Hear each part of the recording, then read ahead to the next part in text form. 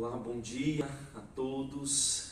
Gostaríamos de estarmos reunidos presencialmente, mas as atuais circunstâncias, podemos também continuarmos a nossa formação, o nosso caminho de aprofundamento, de conhecimento de Jesus Cristo e da missão que Ele nos confia.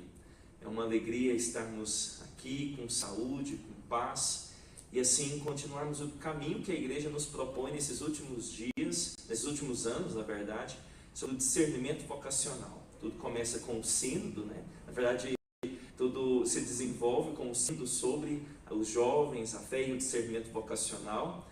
Em 2019, a Igreja do Brasil realizou o 4º Congresso Vocacional, com o tema de vocação e discernimento, e agora cabe a cada regional continuar esse aprofundamento sobre como podemos acompanhar e ajudar os jovens a dar uma resposta a Deus, uma resposta mais consciente, uma resposta que envolve toda a vida. É uma alegria estarmos aqui. Eu acolho todos os padres religiosos consagrados, leigos consagrados, os leigos que são agentes da pastoral vocacional. Que bom que vocês nos acompanham. Nós estamos aqui na Cúria de Anápolis, no Centro Pastoral São João Paulo II, com o nosso bispo referencial da pastoral vocacional no Regional Centro-Oeste, Dom José Aparecido, que é bispo auxiliar de Brasília. E também temos a alegria de, nesta manhã, acolher o bispo auxiliar de Anápolis, Dom Dimo Franco, que tem uma ampla experiência, porque trabalhou no seminário, e também conhece bastante dessa perspectiva vocacional e vai certamente nos ajudar bastante nesta manhã. É uma alegria acolher todos vocês. Eu passo a palavra já para Dom José Aparecido, que vai fazer a oração inicial, para que, conduzidos pelo Espírito Santo, possamos abrir a nossa mente e o nosso coração nesta manhã. Obrigado pela apresentação, pela acolhida calorosa. E agradeço a Dom Dilma pela sua presença aqui, na sua casa, mas na nossa comissão de vocacional, de pastoral vocacional do regional, para prestar esse serviço tão esperado por nós, de falar do discernimento vocacional em relação a aspectos antropológicos e aspectos espirituais. Nós vamos, porque é uma questão espiritual, vamos invocar aquele que é a fonte de todos os dons, o Divino Espírito Santo sobre nós, sobre todo o nosso regional, e pedir a Ele que cuide das nossas dioceses, das nossas comunidades, e que toque o coração das pessoas que Deus, desde toda a eternidade, desde antes da criação do mundo, escolheu para o seu serviço. Vinde, Espírito Santo, enchei os corações dos vossos fiéis e acendei neles o fogo do vosso amor. Enviai o vosso Espírito e tudo será criado e renovareis a face da terra. Oremos. Ó Deus, que instruístes os corações dos vossos fiéis com a luz do Espírito Santo, fazei que apreciemos retamente todas as coisas, segundo o mesmo Espírito, e gozemos sempre da sua consolação. Por Cristo, Senhor nosso. Amém. Nós vamos ouvir a palavra de Deus, o Santo Evangelho, que é o Evangelho desse domingo, 13º domingo, porque tudo em nós começa e termina com a mesa da palavra e com a mesa da Eucaristia. Então peço ao Padre que nos dê a graça de ler esse Santo Evangelho.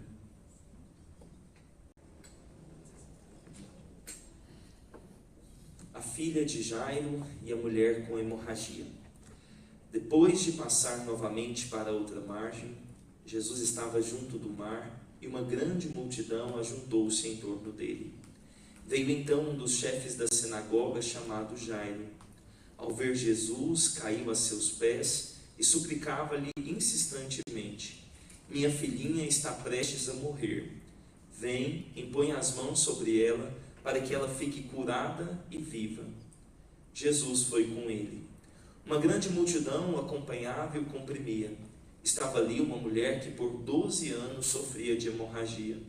Havia padecido muito nas mãos de vários médicos, tinha gastado tudo o que possuía e, em vez de melhorar, piorava cada vez mais. Tendo ouvido falar de Jesus, entrou na multidão e por detrás tocou no seu manto, pois pensava: se eu conseguir tocar em suas vestes, ficarei curada.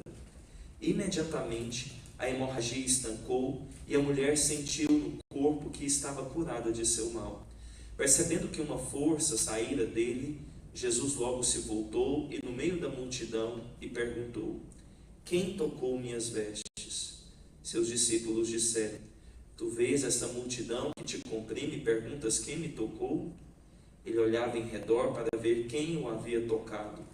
A mulher, tremendo de medo ao saber o que lhe havia acontecido, veio, caiu-lhes aos pés e contou-lhe toda a verdade. Jesus então disse-lhe: filha, a tua fé te salvou. Vá em paz e fica curada de teu mal. Jesus ainda estava falando quando chegaram alguns da casa do chefe da sinagoga, a quem disseram: tua filha morreu, por que ainda incomodas o mestre? Ao ouvir a notícia, Jesus disse ao chefe da sinagoga: não tenhas medo, crê somente. Ele não deixou que alguém o acompanhasse, a não ser Pedro, Tiago e João, o irmão de Tiago. Quando chegaram à casa do chefe da sinagoga, Jesus viu a agitação, pois choravam e lamuriavam muito. Entrando na casa, ele perguntou: por que essa agitação? Por que chorais? A menina não morreu, ela dorme. E zombavam dele. Então afastou a multidão e levou consigo o pai e a mãe da menina e os que estavam com ele. Entrou no lugar onde estava a menina, segurou a mão da menina e disse: Talita cum, que quer dizer: menina, eu te digo, levanta-te. Imediatamente a menina se levantou e começou a andar, pois já tinha 12 anos de idade. E logo ficaram fora de si de tão assombrados. Jesus, porém, recomendou-lhes com insistência que ninguém soubesse do fato e mandou que dessem de comer à menina. Palavra da salvação. Glória a vós, Senhor. Muito obrigado. Nós vemos esse evangelho, que é bastante complexo na sua estrutura, uma narrativa no seio de outra narrativa. De um lado, o chefe da sinagoga que pede a cura da sua filha, e enquanto caminhava para lá, a mulher com fluxo de sangue, a hemorroíça, que toca e rouba o milagre de Jesus. Vamos dizer assim, ela assalta Jesus, né? E Jesus que logo pergunta: quem me tocou? No meio da multidão. Então aqui há um discernimento de Jesus. Ele não acontece uma coisa genérica, um fato genérico, um sinal genérico. Ele não age para uma multidão, né? Ele prega a multidão, mas toca cada um em particular. E quis saber quem era essa mulher que tinha tocado a sua veste, porque percebeu que saía uma força dele. Então, um primeiro elemento para a gente considerar aqui no campo vocacional, embora a pregação, o anúncio da palavra seja aberto a todos, a cada um Deus dá um dom, uma graça especial e pede uma correspondência a esse dom, a essa graça que Ele dá, a serviço da comunidade, a serviço da família dos filhos de Deus. Mas segue a narrativa e os amigos do chefe da sinagoga dizem: olha, tua filha já morreu, para de perturbar o mestre, né? E no entanto o mestre diz: não, vamos lá. Aí é Jesus quem dá todos os passos para levar até lá, para que todos creiam. E leva quem? Os mesmos discípulos que estavam com ele na transfiguração, os mesmos discípulos que depois ficaram com ele no Horto das Oliveiras.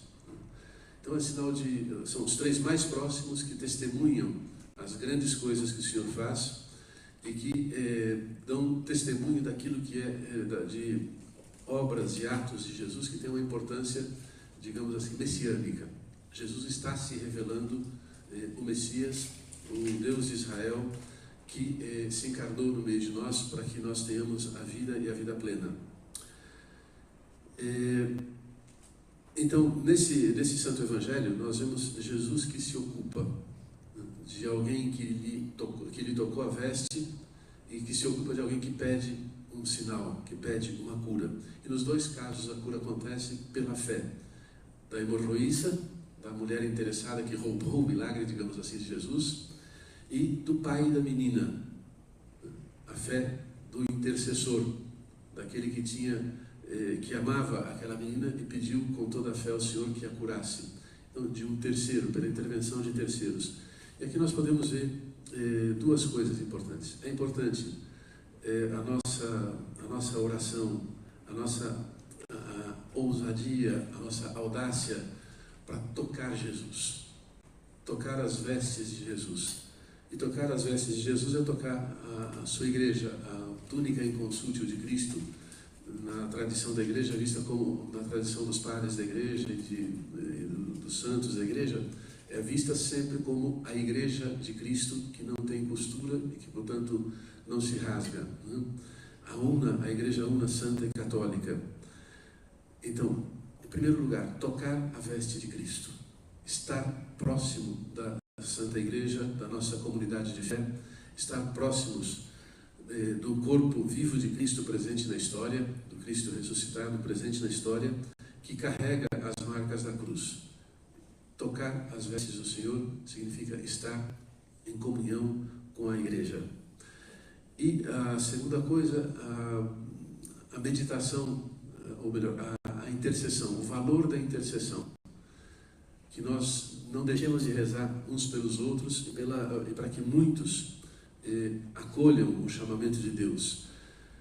A messe é grande e os operários são poucos, dizia Jesus. Enviai-se, rezem para que Deus envie operários para a sua messe. Quando nós fomos visitar o Papa, os bispos de tempos em tempos têm que visitar o Santo Padre. Nós fomos, Dom Diego foi na sua primeira visita, minha também, visita ad limina, a visita até a porta da casa do Palácio Apostólico, para manifestar a nossa comunhão com o Papa. Na conversa que ele teve, muito informal e agradável conosco, ele falou de várias coisas, mas logo no começo, antes de dar a palavra a cada um de nós, ele perguntou assim: quantas horas por dia vocês rezam?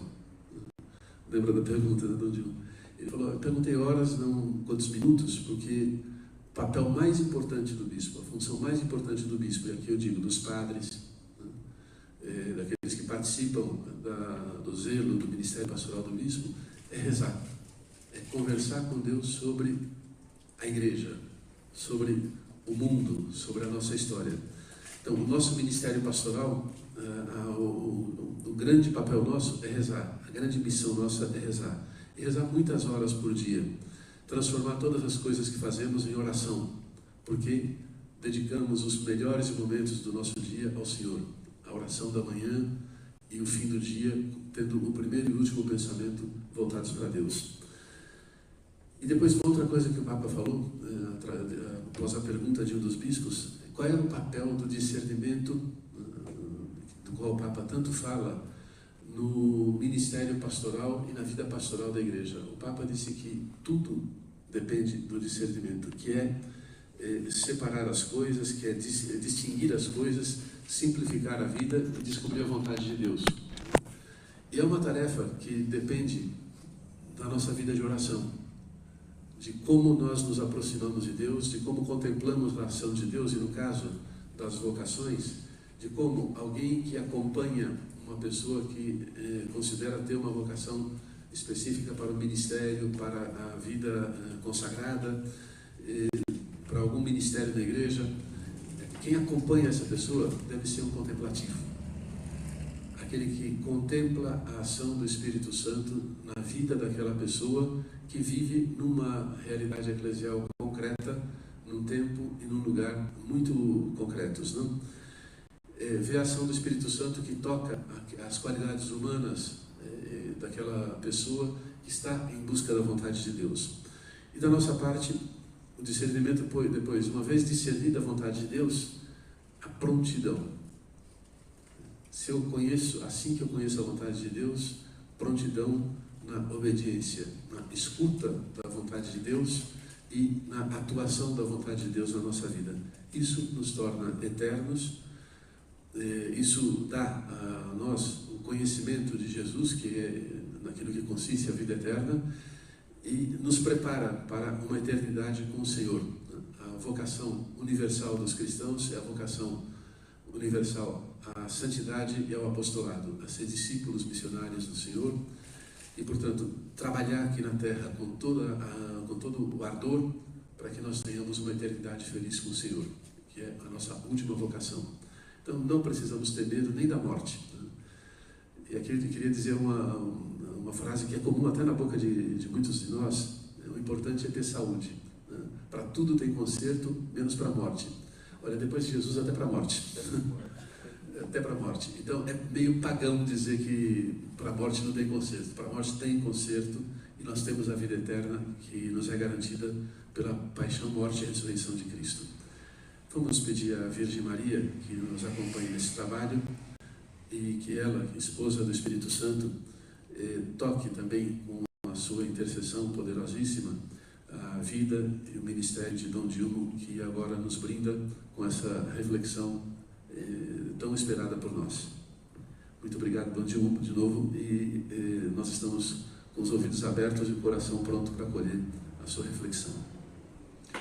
Obrigado, Dom José Aparecido, obrigado, Padre Paulo, toda a equipe da Pastoral Vocacional Regional. Quero também saudar aos sacerdotes que estão nos acompanhando neste momento, as religiosas, religiosos, os leigos, todos os membros da Pastoral Vocacional, para que possamos fazer um belo caminho de espiritualidade nesta manhã e que nos ajude na nossa missão de servos do Senhor. Como disse Dom José Aparecido, a messe é do Senhor, nós trabalhamos para Ele, estamos em missão. Então, a primeira missão nossa é escutá-lo para fazer a vontade dEle.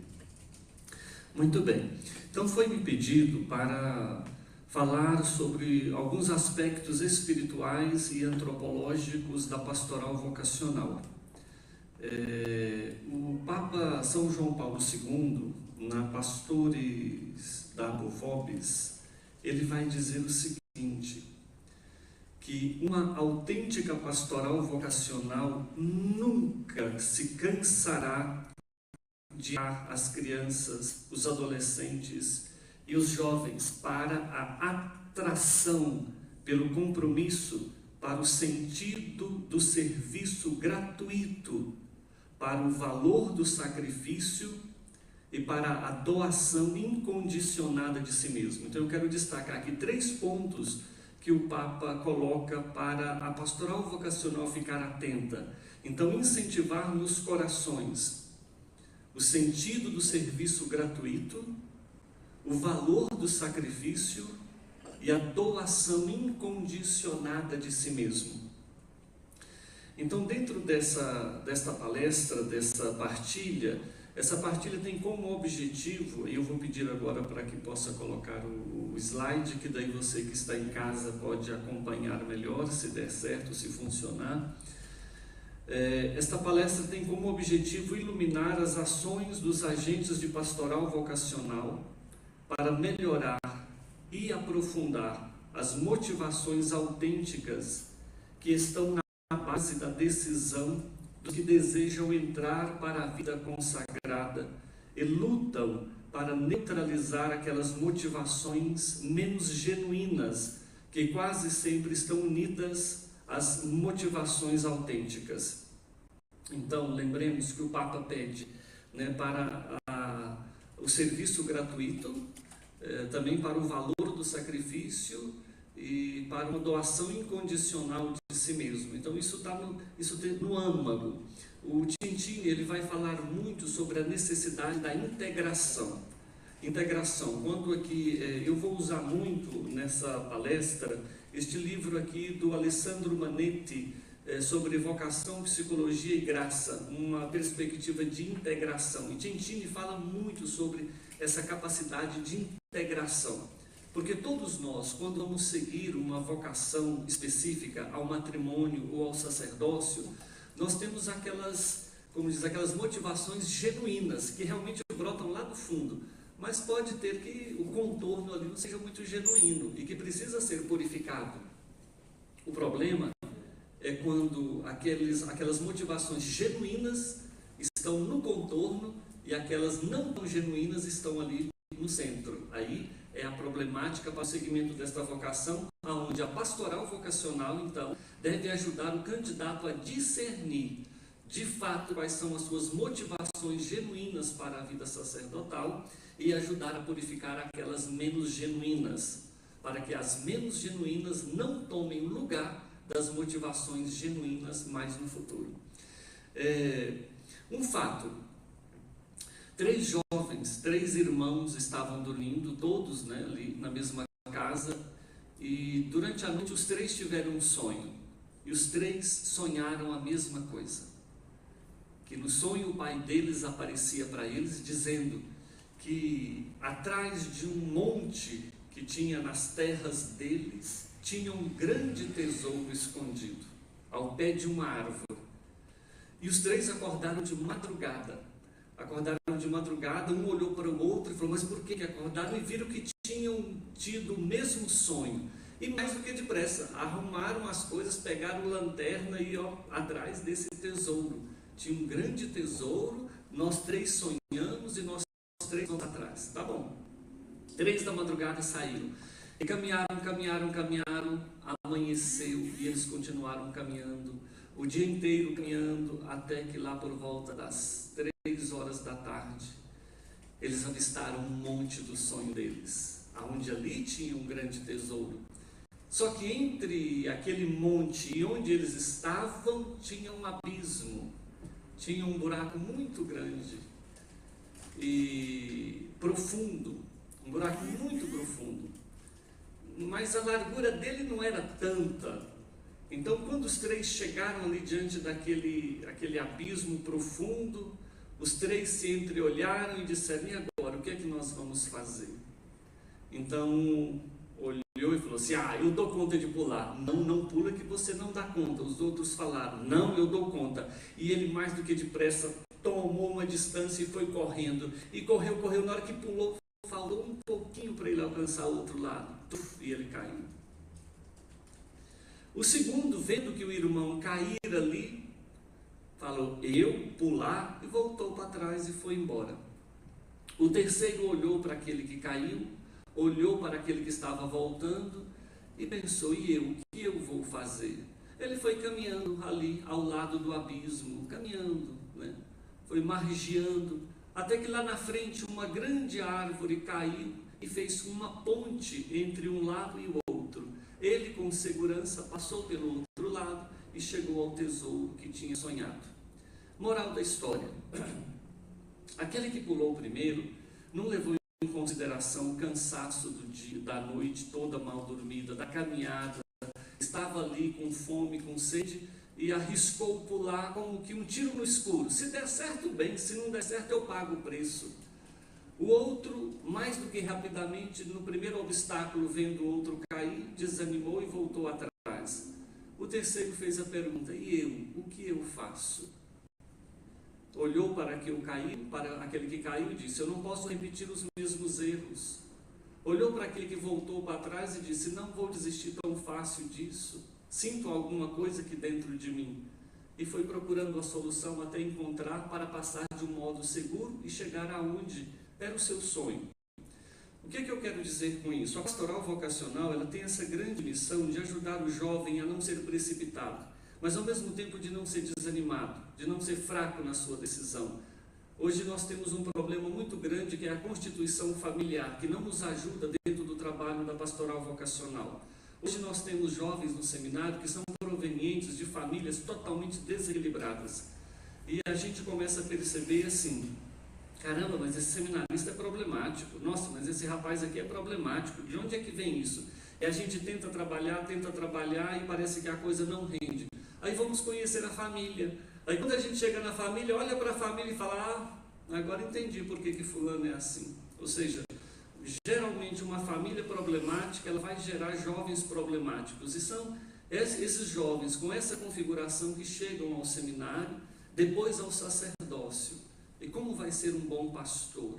Como vai cuidar dos outros quando aqui dentro tem uma inconsistência muito grande? quais são as verdadeiras motivações que os levaram.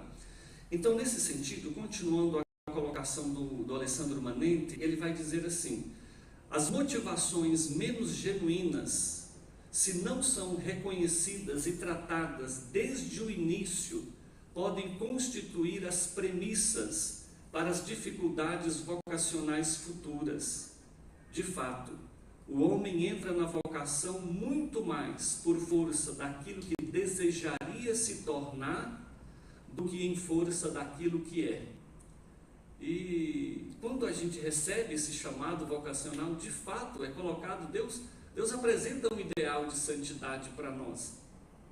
Surge em nós uma ardor, às vezes um jovem vendo um padre pregar, um padre na vivência da paróquia, fala assim: nossa, que vida bela naquele homem, ou uma religiosa, né, olhando para a mulher consagrada, e surge aqueles ideais, mas muitas vezes se negligencia aquilo que se é. E a pastoral vocacional, ela tem essa grande missão de ajudar a pessoa, o candidato, o vocacionado, a tomar consciência daquilo que ele é. Não é à toa, né, Dom José Aparecido, que Sócrates lá há muito tempo já dizia: conhece-te a ti mesmo.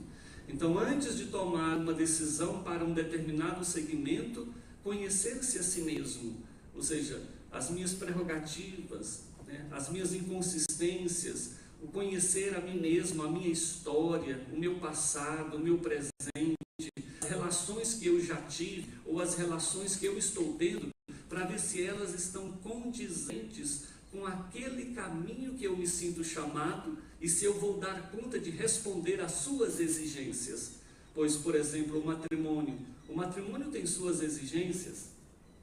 A vida vocacional ao sacerdócio e a vida consagrada também tem as suas exigências. Porque às vezes fica pensando assim: casar, nossa, ter uma mulher, ter um marido, ai que beleza, tá ali junto, como se fosse só isso, né? De fato, tá ali junto, mas sempre gosto de dizer, pergunta na sua família, você mesmo sabe se na nossa família, cada família, se já teve muitas ou poucas lágrimas. Em todas as famílias tivemos e temos lágrimas, e não são poucas lágrimas, são muitas lágrimas, mas por causa dessas lágrimas nós queremos abandonar a nossa família? Não. A dimensão para o sacrifício, a dimensão para a doação de si mesmo, né? Então, toda vocação específica, ela pede isso, ou seja, uma doação integral para o matrimônio, ou no caso, para a vida sacerdotal, a vida religiosa. Por que nós escolhemos a vida religiosa? Não foi com certeza para desenvolver uma atividade que refletisse somente os nossos talentos pessoais. Não é isso. Escolher a vocação religiosa tem que ser mais do que isso. Se entra para realizar valores transcendentais. Por isso que é Deus quem chama, né? O chamado vocacional, ele é pessoal. O José, na reflexão, disse, né, que naquele toque daquela mulher hemorroísa, que não foi uma ação genérica de Deus, mas particular, ou seja, mesmo na multidão, Deus se deixou tocar por um, ele toca cada um individualmente. A vocação sacerdotal, ela é pessoal, ela não é genérica, né? Não fostes vós que me escolhestes, eu vos escolhi, né? Aí vamos pegar Isaías, Jeremias, João Batista, desde o ventre materno. Então, vos chamei, mas tem a resposta, né? Eu tenho que dar essa resposta para completar esse chamado. Então, nós entramos na vida religiosa para realizar valores transcendentais, muito mais do que pequenos talentos que nós já tenhamos percebido. Tanto é verdade que o candidato não pergunta como é o seminário, os programas de estudo e quais as perspectivas de trabalho futuro para escolher. E mesmo que perguntasse, essas não constituem os fatores determinantes para a escolha. E de fato, quando eu pensei em entrar para o seminário, eu não perguntei se estudava o quê, como é que era o quarto no seminário. A gente não tem preocupação nenhuma com isso, né? O olhar está para aquele que chama. Então, os valores transcendentais, uma doação da vida a Deus, uma entrega total à missão ao qual Ele nos chamou. Então, no instante em que entra, o candidato se sente em fase de preparação, né? Uma vez que foi admitido no acompanhamento vocacional, pela pastoral vocacional, ele já se sente em preparação para assumir esta vocação, para um discernimento. Então ele espera de si mesmo de mudar, e deseja mudar, e sabe que tem que mudar. Então todos nós que já estamos na caminhada consagrada, a gente lembra desses passos que nós demos, né? Ou seja, o que era o padre para nós, o que era uma irmã, uma religiosa para nós. Parecia assim, não é que parecia, mas assim, algo tão distante, algo tão grande, algo tão sublime, assim, meu Deus, como é que o Senhor pode me chamar? Será que eu vou dar conta de me tornar? Eu olho para aquele que está na minha frente, será que eu vou me dar conta de me tornar aquilo que eu vejo no outro? Então, seja uma aura de santidade, de seguimento, de fidelidade. Então, esse desejo de mudar, né? Que espera de si mesmo mudar e deseja. Espera que a instituição o ajude nessa preparação. Então, ou seja, aí está a missão da igreja. A missão da igreja com todos os seus organismos, desde a pastoral vocacional, aí é onde entra o acompanhamento, a direção espiritual, o seminário propedêutico ou o seminário menor, as dioceses que o têm, o seminário maior. Então, espera que a instituição ajude nessa preparação. O prevalecimento dos ideais sobre a capacidade concreta é a disposição psicológica que favorece a abertura à graça e a disponibilidade a transcender-se, superando as tensões cotidianas. Mas também tem um outro lado da moeda. Se por um lado, então, tem esse desejo de entrega, né, esse desejo de transcendência, esse desejo de ser formado e de mudar, então, o outro lado da moeda, justo porque se entra pela força dos ideais, alguns desses ideais podem ser irrealistas. Às vezes eu posso estar sendo iludido por mim mesmo, né? Pode não ter consistência os meus ideais. E é onde o trabalho de discernimento da pastoral vocacional é ajudar justamente o candidato a perceber aquilo que é real, daquilo que é irrealista para a sua própria condição, daquilo que se apresenta. Então pode conter no candidato alguns elementos de natureza defensiva e utilitarista. Os ideais podem ser o resultado do desejo de transcendência, mas também podem derivar de um déficit, isto é, da necessidade conflituais que o sujeito subconscientemente deseja compensar ou das quais procura fugir. Eu lembro quando estava no seminário lá em Formosa,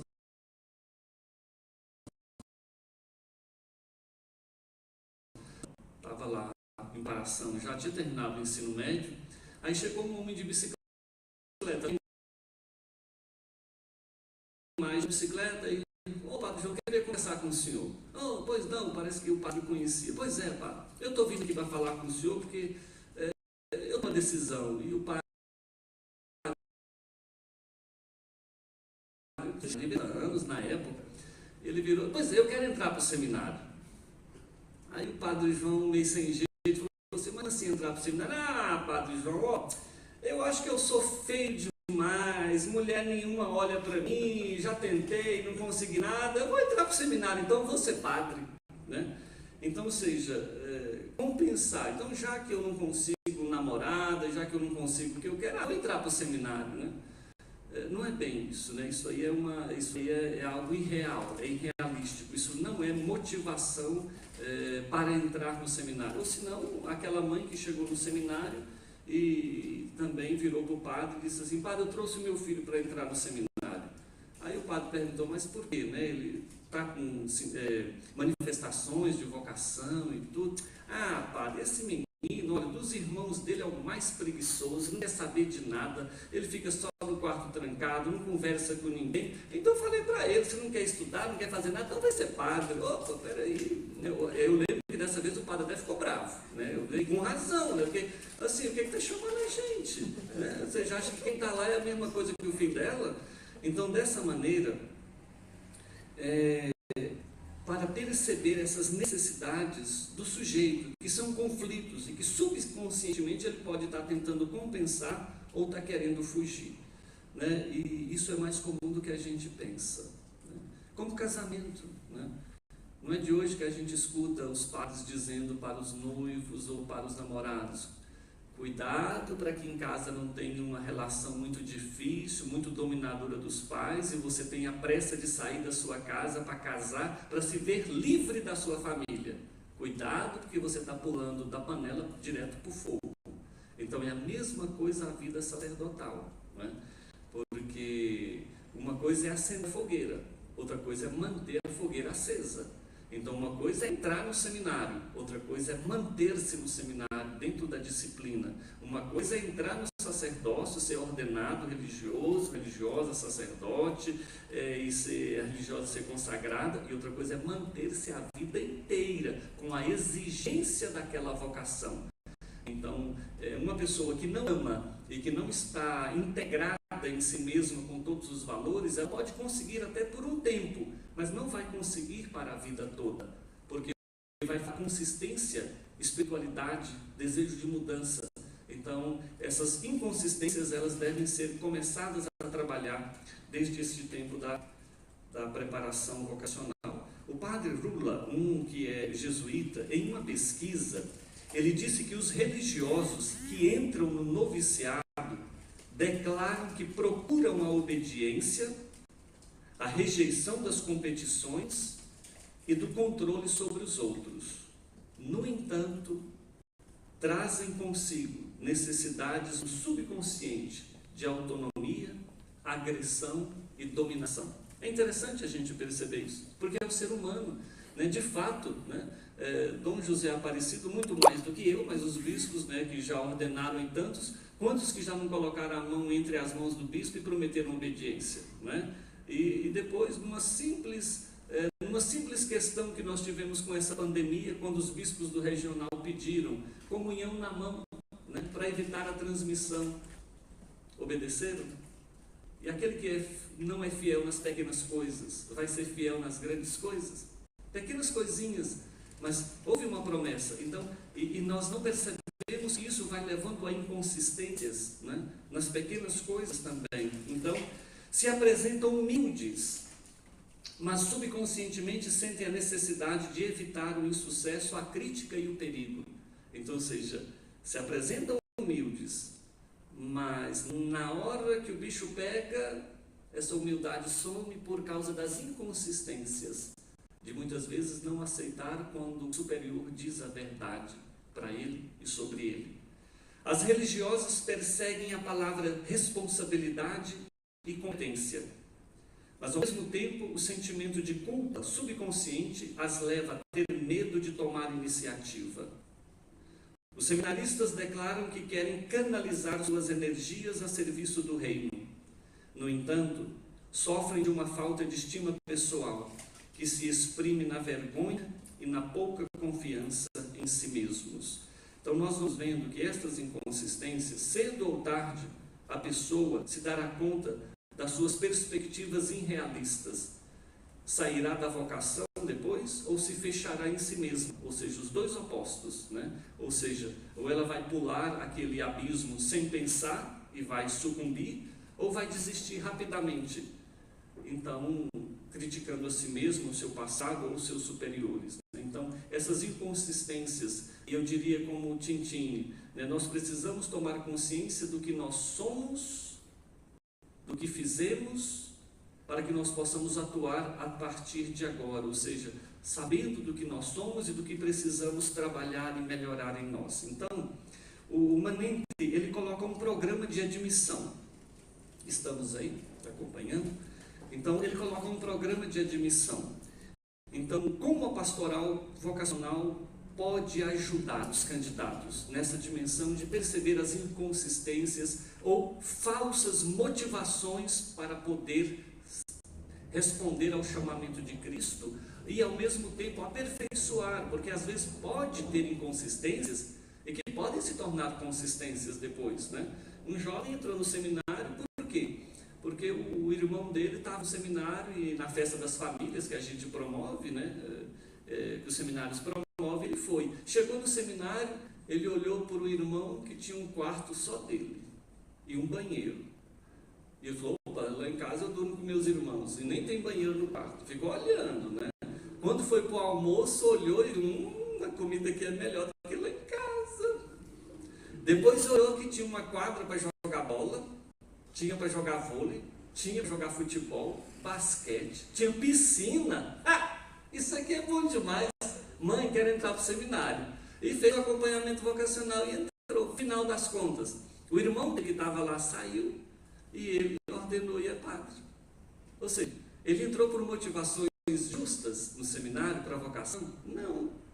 Mas Deus utilizou disso. No meio do caminho, ele realmente sentiu-se chamado e respondeu genuinamente à vocação sacerdotal.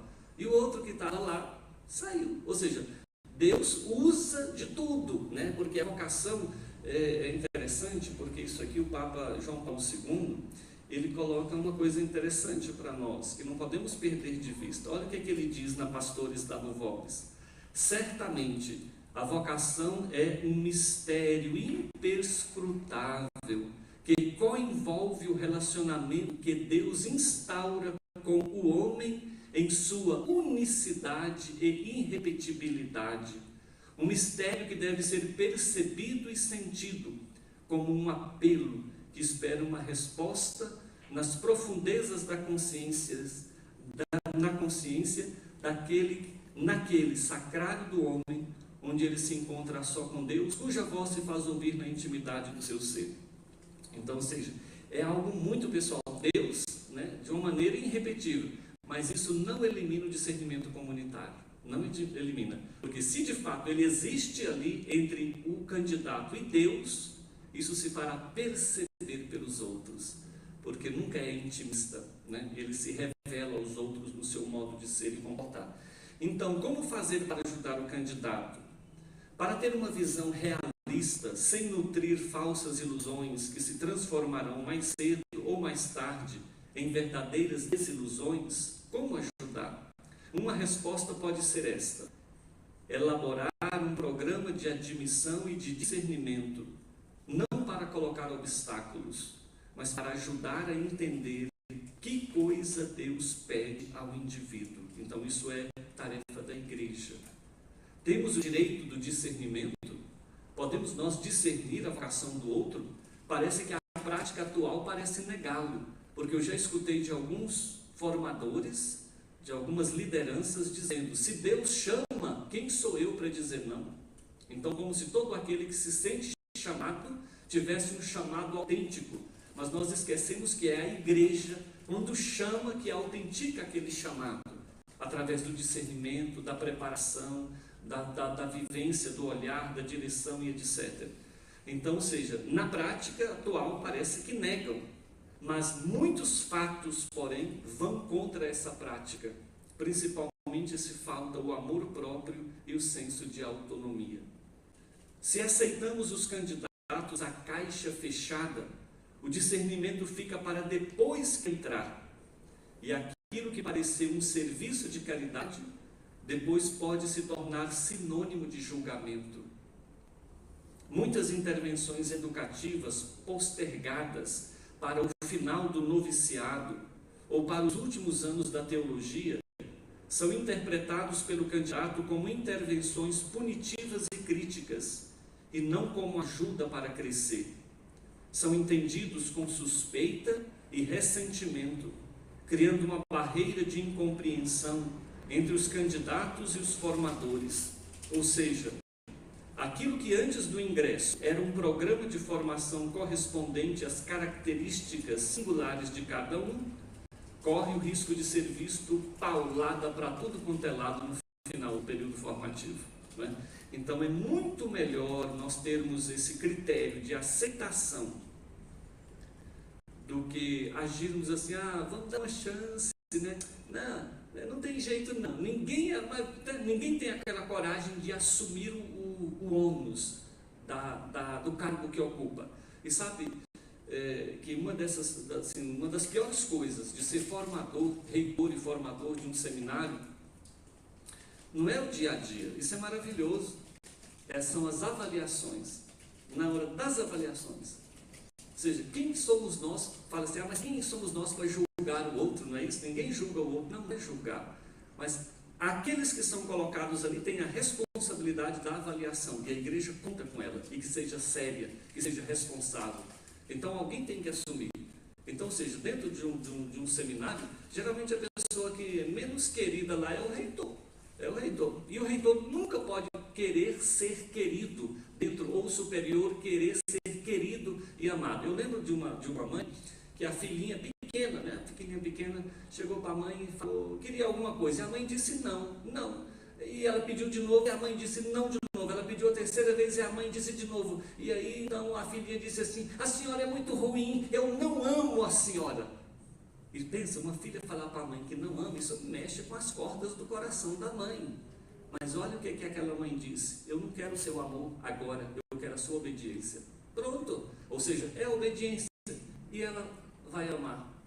Porque é isso, ela sabe que ela está usando de artifícios para poder chantagear. Então, da mesma maneira, a pastoral vocacional, como todos os formadores, devem falar essa mesma linguagem. Aqueles que estão colocados à frente têm o ônus, sim, têm o peso da decisão de avaliar se o candidato está pronto, pode entrar, pode continuar ou não. E se tiver que fazer o desligamento, um desligamento que é para o bem dele e que é para o bem da igreja, deve ser feito. Já como reitor, já tive que tomar várias vezes essa decisão, e não é fácil, a gente sofre, os formadores sofrem, mas tem que ser feito para o bem do candidato, que não enxerga, né? Então eu me lembro de ter então os formadores decidiram o desligamento de 2 seminaristas, de 2 específicos, e saíram, né? E claro, sai revoltado, né? Sai bravo, magoado, e ainda faz a cabeça de uns que estão dentro do próprio seminário, né? Que daí cria resistência. Aí depois os miseráveis, no bom sentido, depois de 1 ano, 2 anos, 3 anos, liga, olha, estou ligando para agradecer, obrigado, eu não enxergava, mas agora eu enxergo. Ou seja, isso fica entre a gente e ele, né? Mas para os outros que ele fez a cabeça e que criou resistência, geralmente não falam. Mas, ou seja, 2, 3 anos, e quando isso acontece, a gente só fala, Senhor, pronto, obrigado. Ou seja, o medo nosso é de errar, né? Será que eu estou sendo injusto? Temos muito esse medo. Será que eu estou sendo injusto com aquela pessoa? Mas a gente não pode negar as nossas intuições. Por isso é muito importante também a presença das mulheres na pastoral vocacional. A mulher é mais intuitiva do que o homem é mais dedutivo, é mais lógico. A mulher tem as suas intuições, e elas, casando, né, a indução com a dedução, nos ajuda muito em certos discernimentos, e a gente vai vendo que aquilo que a gente enxerga, depois de ser feito um trabalho psicológico, as coisas batem. Por quê? Porque nós nos revelamos, calado a gente se revela, falando a gente se revela. O não manifestar já é uma manifestação. Então, de qualquer maneira, sempre temos como fazer uma leitura do candidato. Então, esperar não ajuda. Esperar, deixar para o final as decisões não ajuda. Vamos enviar esse candidato. Hoje, o que é visto como um ato de caridade, amanhã vamos ser criticados por isso. Então, ou seja, é fazer o que tem que fazer. Cada um tem a sua função. Então, a presença de conflitos intrapsíquicos torna o indivíduo incapaz de aprender com as novas experiências. Esta aparentemente bondade dos superiores de acolhê-lo, mesmo sabendo que não deveriam, contribuem para criar no candidato um sentimento de falimento e frustração, que depois será de condições. Vamos sair para frente, mas sabia que já tinha muitas inconsistências que não foram trabalhadas. E amanhã tem que pensar. E para essa pessoa é verdadeiro falimento. Principalmente quando ela chega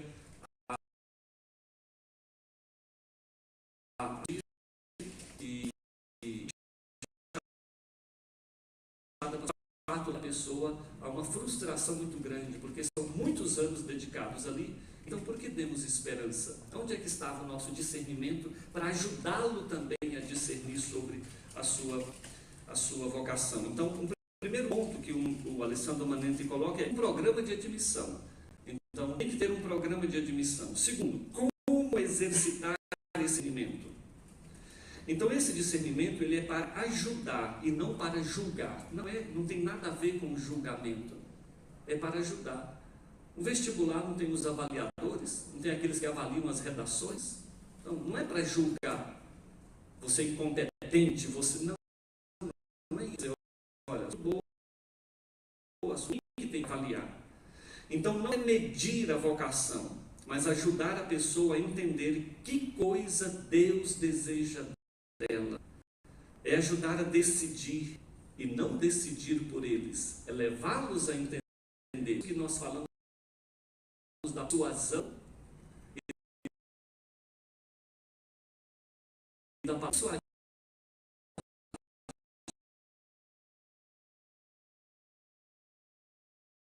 Então, segue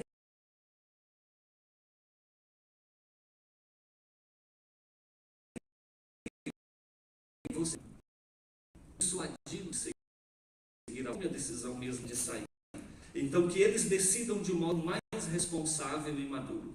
Então, falamos aqui do mestre de noviços, do coordenador da pastoral vocacional, dos animadores, e ele, uma mente de grande reservada ao psicólogo.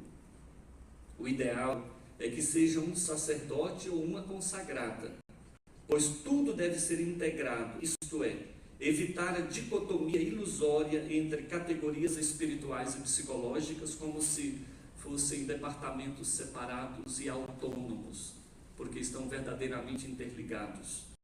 Então, não se recorre ao psicólogo para confirmar sobre a sanidade mental do candidato. Se a gente tem dúvida da sanidade mental do candidato, ele não é candidato. Então, não estamos mais nesse patamar assim, nossa, será que ele... Né?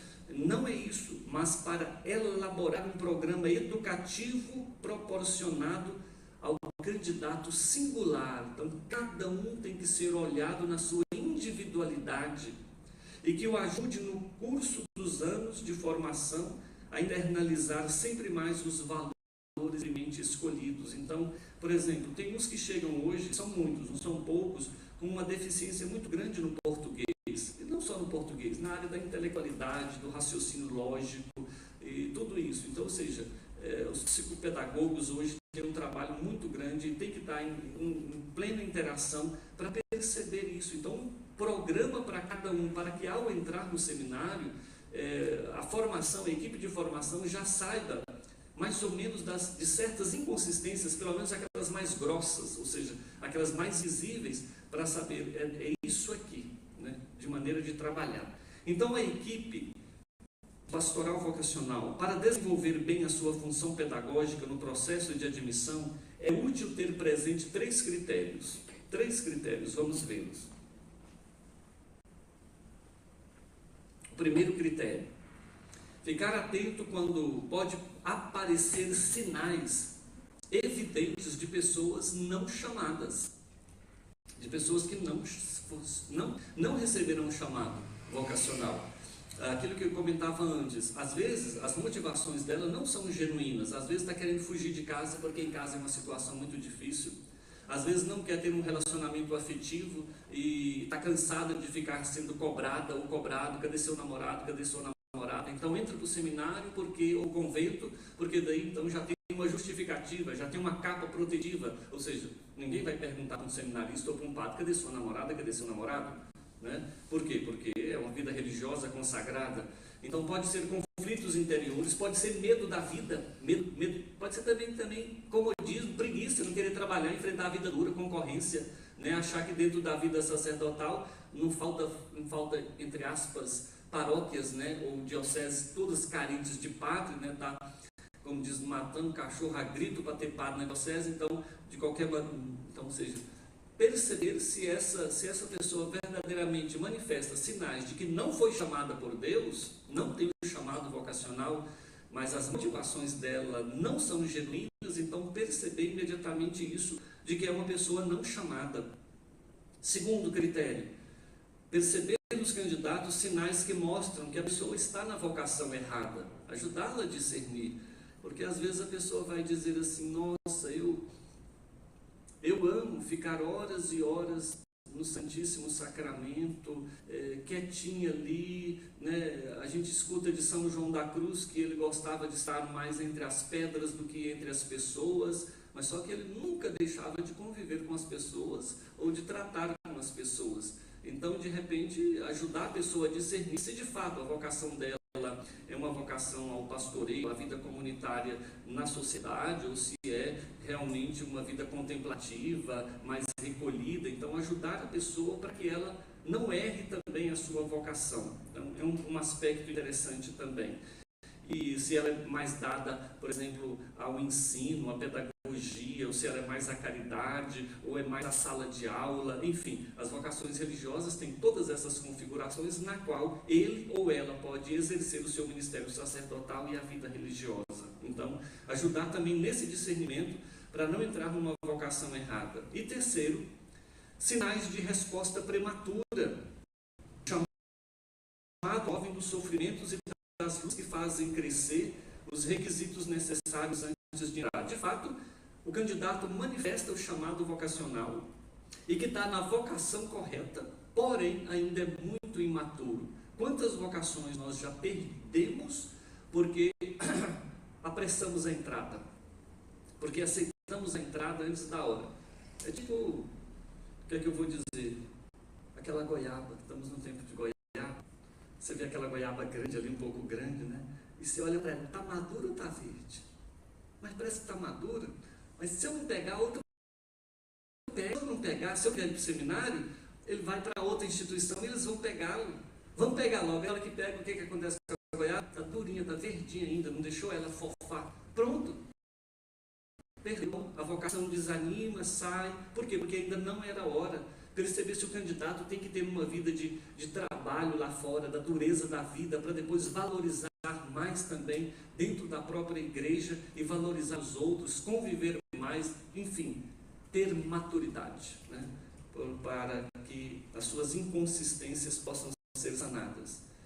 Antes de entrar, o candidato é ajudado a conhecer as áreas da sua personalidade que necessitam crescer, também assumir novos valores que porventura não tem adquirido e que precisa ter esses valores, né? Perceber se é filho único.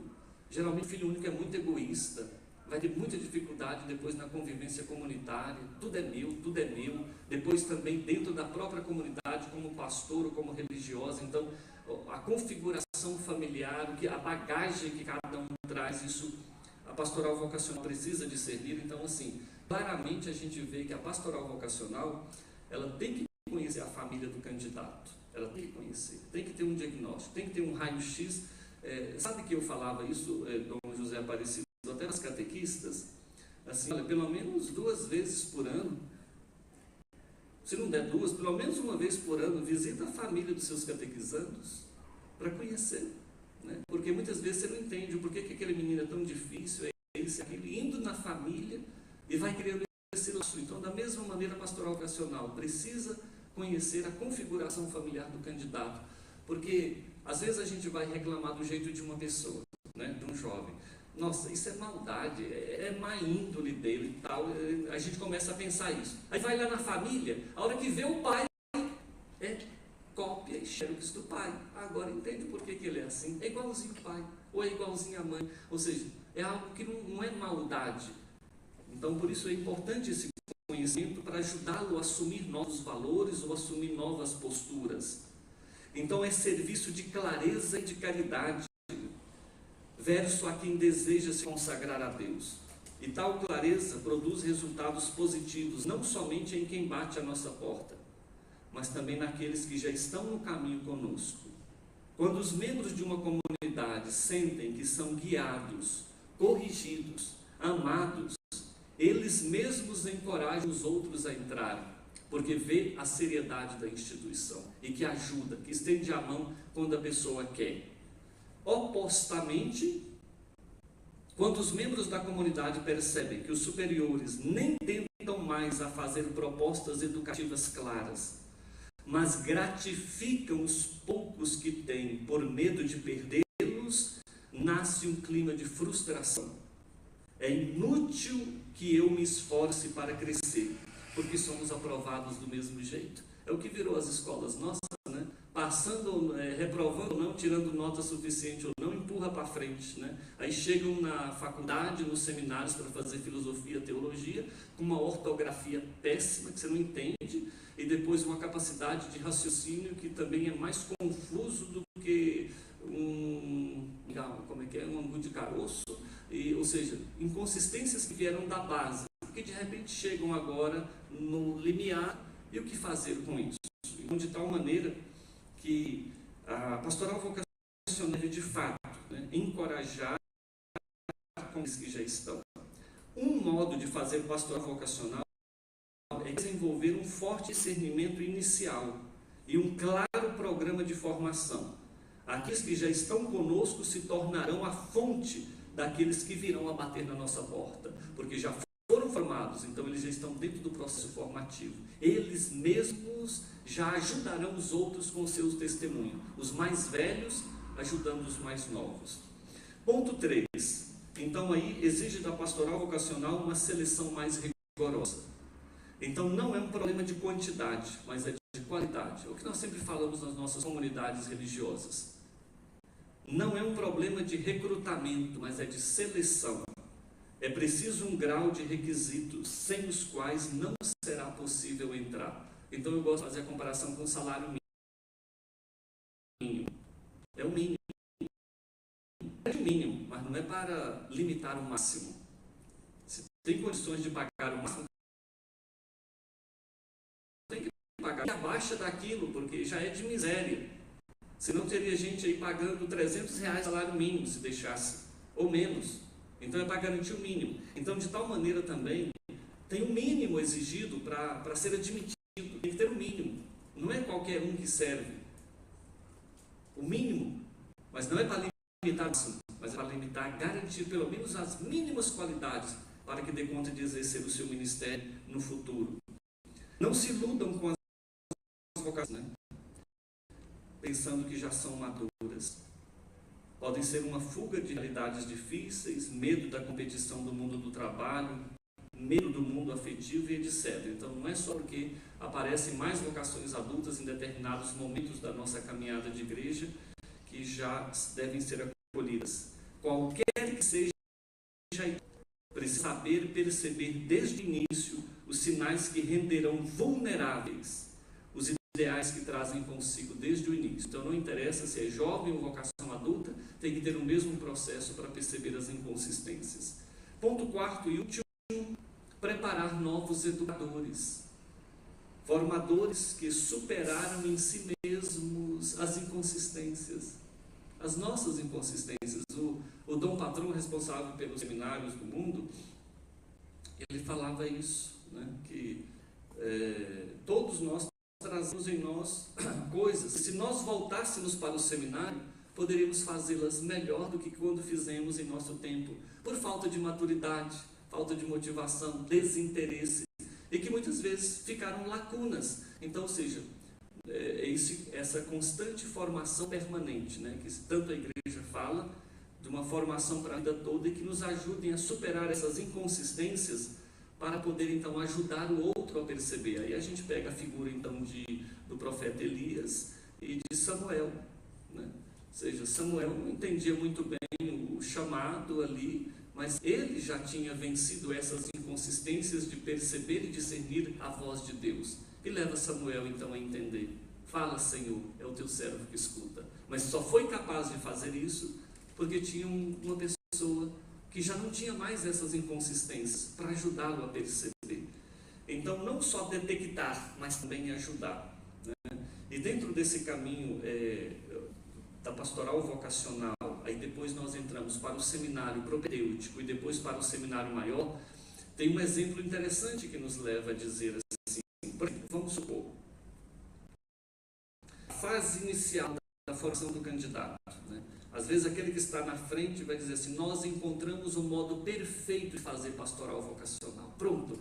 Aí agora, né, aquela triagem perfeita de pastoral vocacional, os candidatos, as meninas, os rapazes, etc., e que estão dando uma resposta satisfatória. E assim vai.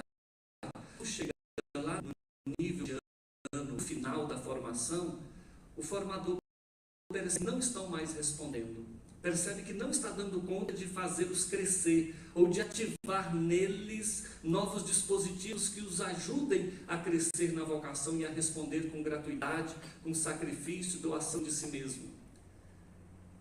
E aí não vai entender e vai às vezes perceber assim, nossa, o nosso processo está totalmente errado. Às vezes não é ali que está errado, é lá naquele que acha perfeito. É naquele que acha que ele faz da melhor maneira. Então, às vezes, a deficiência ou a maneira está errada lá. Então, por isso que tem que ter uma unidade.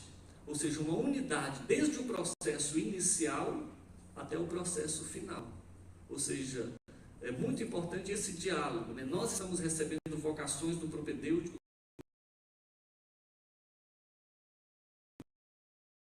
com problemas dentro da comunidade.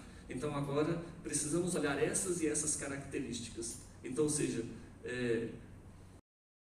não falar que com pessoa é diferente, né? Cada um é um, mas aquilo que nós dizemos, as características são falar a mesma linguagem, né? Então, uma linguagem que penso que já é comum em nós, que não é, nós não queremos quantidade, nós queremos qualidade, né? Então não é eu quero entrar e entro, não, espera.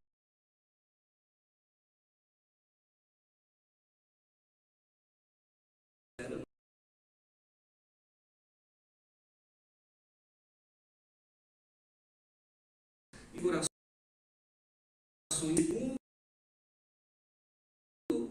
colocada pela igreja, ou seja, pelos formadores, para que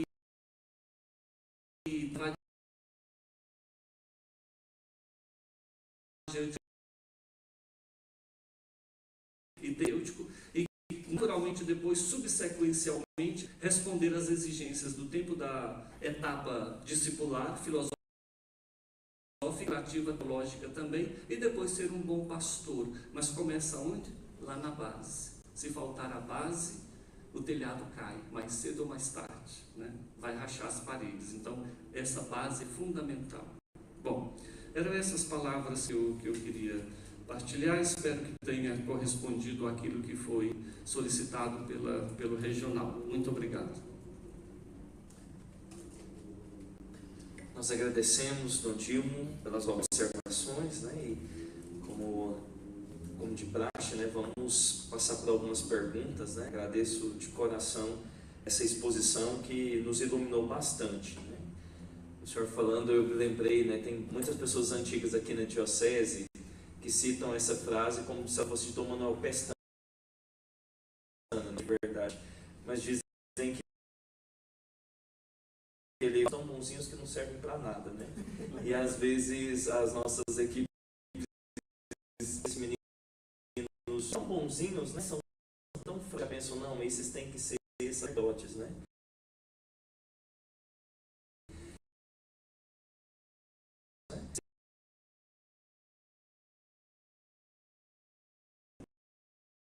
Se o senhor me permite, né, vou fazer a primeira pergunta, né, que é justamente sobre essa questão desses valores, né, como o senhor falou, né, perceber as inconsistências, né, o senhor falou da questão da humildade, né, que não é só aquele menino que não consegue fazer nada, e aí as pessoas, há aqui um problema de um olhar mesmo, né, errado, as pessoas às vezes pensam que os humildes são aqueles, né, que estão ali, os frágeis, que não fazem nada, né, e sobre o senhor falou da questão da agressão, né, da dominação, né, e da questão espiritual, né, por isso que essa motivação é autêntica para dar uma resposta.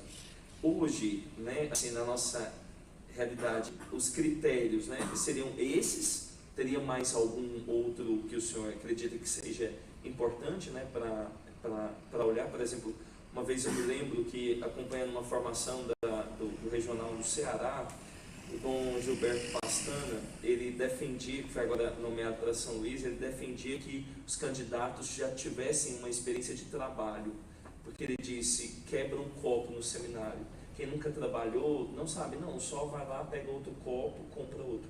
Então essa experiência de trabalho para ele era fundamental, quase uma exigência, né, na diocese. O senhor acredita que esses pontos, né, o senhor citou, por exemplo, a questão familiar, mas a família acaba que o candidato tem aquela família, né? E aí nós que vamos ter que ajudar ele a melhorar essa configuração, a percepção sobre essa configuração familiar. Quais seriam esses que no primeiro muito importante nós temos esse discernimento? Veja bem, os acontecimentos que foram dados, né, que levaram a se tornar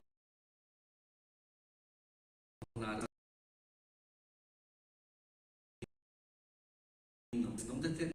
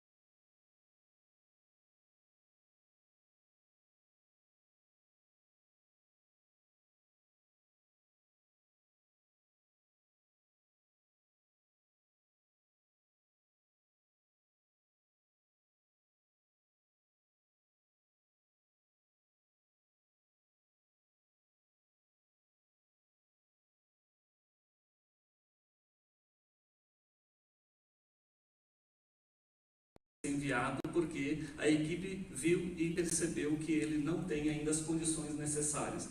Então, isso não tem que ter receio da nossa decisão, é para o bem dele. Então, é uma questão de conversar, né? Ou seja, de ajudá-lo a entender que é para o bem dele, porque de qualquer maneira essa vocação vai ser queimada, entre aspas. Se ela sair, é uma decisão dela, mas questões da vocação também é a paciência. né? O jovem hoje, não é só de hoje, mas de ontem também, ele quer tudo para ontem, tudo para ontem. Então, quando ele quer entrar ali naquela hora. Então, se ele falar assim, se você já fez a sua escolha do namoro, aí de repente nunca não, porque se ela vai subsistir. Eu lembro, não sei como é que foi do Dom José Aparecido, mas quando eu senti o chamado vocacional, eu fui para o seminário, era no mês de maio, festa do Divino Espírito Santo, maio e junho. E eu queria entrar para o seminário. E aí o padre falou assim, olha, nós estamos terminando o semestre, falta um mês para terminar, então não oriento a entrar agora, entrei em agosto. Gente, aquilo ali para mim parecia uma eternidade, eu queria entrar amanhã, entende? Nossa, parecia uma eternidade, esperar junho, julho, aí eu entrei, eu quis fazer o quê? Esperei, e foi sábio, porque foi um tempo de eu certificar isso no meu coração, ter os conflitos, conversar com a família e tudo. Então assim, a vocação é genuína, meu irmão, aquilo que é de Deus, é de Deus, né? Então, e o que não é também, se um simples não vai então colocá-lo voltado,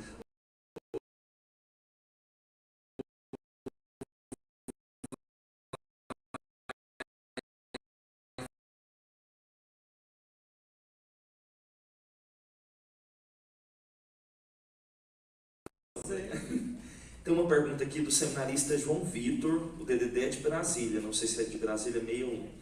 A pergunta é, o seminarista João Vitor, como proceder com os sinais da vocação sacerdotal aos vocacionados menores de idade? Será que a solução seria ainda o seminário menor?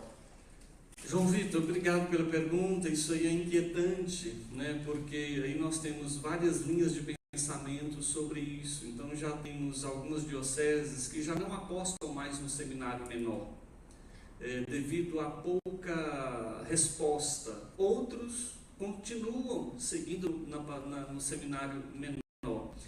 Nós sabemos assim que deve ser feito com muito zelo, mas eu diria o seguinte, isso vai de cada diocese. Cada diocese eu penso que tem uma configuração diferente. Eu vou pegar um exemplo de uma diocese que a maioria assim, é de zona rural ou de cidades onde o estudo fundamental e médio é fraco, né? Então ter um seminário menor ajudaria muito aqueles que já têm uma vocação e que poderiam fazer um seminário menor. Por quê? Porque já iriam ali formados e recebendo uma base que os sustentaria depois para estudar filosofia e teologia. Quando eles chegam na filosofia e teologia, muitos confundem dificuldade intelectual com não vocacional. E nem sempre a dificuldade que ele passa não é incapacidade, veja bem, é dificuldade intelectual, não quer dizer que ele não tenha vocação. Tem vocação, mas ele tem o quê? A base dele foi falha. Então isso o seminário menor poderia ajudar naquelas localidades, regiões onde o estudo é muito fraco, então iria ali mais para o centro, né, onde tem um seminário menor, e uma escola que pudesse ajudá-los nesse sentido. Mas isso é muito criterioso de cada bispo diocesano, né? Cada bispo decide ali o trabalho vocacional. Tem os prós e tem os contra, né? Então, contra a gente poderia dizer, é doloroso tirar uma criança, um jovem, né, um adolescente, muito cedo do convívio com os pais. Isso pode gerar também muitas inconsistências no coração daquele jovem. Mas cada caso é um caso. Então, isso aqui, essa pergunta sua, não posso defini-la, é isso ou aquilo, um sim ou um não. Cada diocese vê os ganhos e as perdas com o seminário menor. Uma das coisas que ajudou muito, né, é a instauração do seminário propedêutico, né, sem dúvida, né, porque daí mas é para quem terminou o ensino médio também. Tem mais uma pergunta de Brasília, do Antônio. Ele pergunta, às vezes os atos do candidato não são adequados ou não condizem para uma vida religiosa, mas todavia o seu esforço pode tornar a pessoa um santo? Veja bem, se nós pegarmos esse copo e ele está com toda a sua circunferência perfeita, mas vamos supor que ele caísse e ele quebrasse, tivesse uma trinca bem aqui, ó, desse lado. Padre Paulo, esse copo estaria aqui na mesa para eu beber água? Mas aí você pode dizer, mas olha, 99 da circunferência dele está boa. É só 1% que está quebrado. Entende? Então, ou seja, às vezes a pessoa é muito inteligente, mas se ela, porventura, não gosta de rezar, porventura, não gosta de rezar, não tem vida de oração, como Dom José Aparecido mesmo disse, a primeira missão do bispo, do padre, é rezar. A primeira coisa é isso. E ele não gosta de rezar. Então ele tem característica, ele tem um mínimo para poder ser sacerdote. Vamos supor que ele gosta muito de rezar e é inteligente também, mas é um portão de cemitério no tratamento com os outros. É bruto que nem um cavalo. Então, como é que pode ser um padre dessa maneira? Convém, ele tem um mínimo de trato para com os outros. Então, ou seja, não é o fato dele ter uma qualidade, mas ele tem essa qualidade. Mas não basta ser só inteligente, não basta só ser uma pessoa de oração, não basta, ou seja, ele tem a configuração, a formação das 4 dimensões que são colocadas na formação, mínimo nelas, de fato, possa ser um bom pastor. E depois o povo não pague o preço por causa disso. Sim. Tem mais alguma pergunta, irmã? Por favor, Dom José Aparecido. Onde a tradição espiritual, ascética espiritual, fala de virtudes humanas, que são muito importantes de ser verificadas no discernimento vocacional e em todo o percurso de formação, né? Um dos aspectos muito importantes para que o Papa tem alertado, isso por causa do triste fenômeno dos abusos de menores por parte de sacerdotes, o Papa diz, não pode haver lugar para esse tipo de coisa na igreja. Então, a questão dos sinais dentro do campo das virtudes humanas, ou da falta das virtudes humanas, dos sinais que podem levar, que podem apontar para isso, para a possibilidade de um dia as pessoas que são assumidas no ministério cometeriam abuso. Queria perguntar sobre qual é o valor da percepção da questão da identidade de gênero da pessoa no discernimento vocacional e no processo formativo. Obrigado por introduzir isso, Dom. Muito importante para nós dentro daquele planejamento formativo que nós temos. De fato, eu penso que não escandaliza ninguém tocar nesses temas aqui, porque a mídia é aquela que mais se aproveita de promover os escândalos e colocar a igreja sempre como vilã dentro dessas situações. Então, a igreja, no sério, para o chamamento vocacional, a primeira coisa é que seja, é um varão, né? Para o sacerdócio é um varão, e para a vida religiosa é uma mulher, né? Ou seja, com todas as suas características femininas e o homem todas as suas características masculinas. E Dom José Aparecido tocou nessa dimensão das virtudes humanas, né? Então nós sabemos que temos as virtudes infusas, que são aquelas dadas diretamente por Deus, e tem aquelas virtudes que é fruto do esforço humano, é fruto da busca nossa, ou seja, aonde posso perceber um comportamento inconsistente na minha vida, mas devido àquilo que eu quero, eu me sacrifico, eu me esforço, eu me dedico para alcançar de ter aquela atitude. Então isso é muito importante para os candidatos ao sacerdócio, para os candidatos à vida religiosa. O Papa Francisco, ele falou uma coisa que os formadores esperavam há muito tempo. O Papa Francisco disse: o homossexual não pode ser sacerdote. O homossexual não pode ser sacerdote. Ou seja, aquele que tem uma vida de homossexualidade na prática e que não consegue viver a castidade.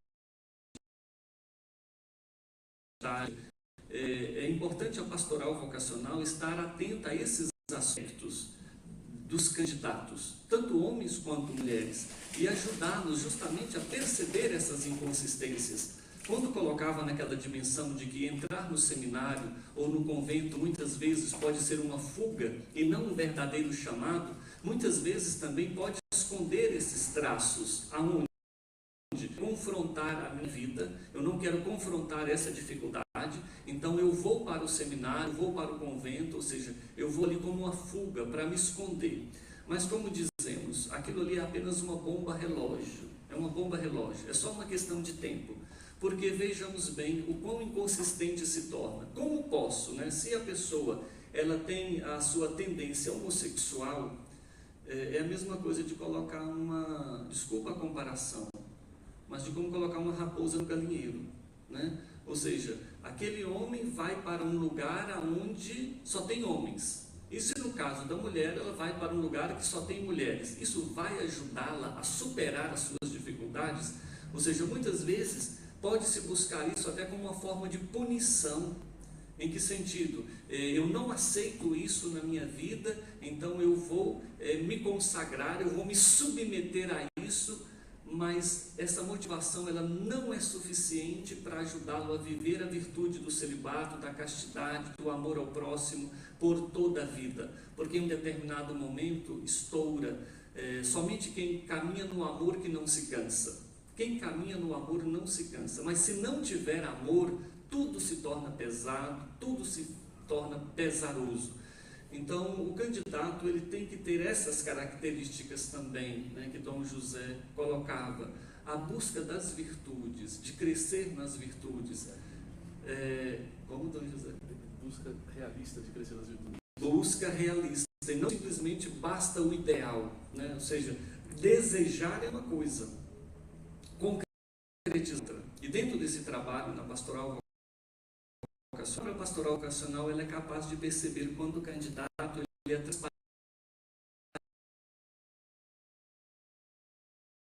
ele que não quer ser. Isso a gente percebe claramente quando contamos isso, né? E quando nós confrontamos essa ação, pelo menos a experiência que tem tido dentro do seminário, quando se colocava sobre esses trejeitos que caracterizavam que não estava de acordo com aquilo que se espera de um candidato ao sacerdócio, a primeira questão que se coloca é: porque na minha casa eu fui criado com a minha avó, ou eu fui criado só com a minha mãe, ou eu tenho só irmãs. Então, ou seja, sempre justificando através disso e colocando como se esses fatores fossem determinantes para as suas escolhas.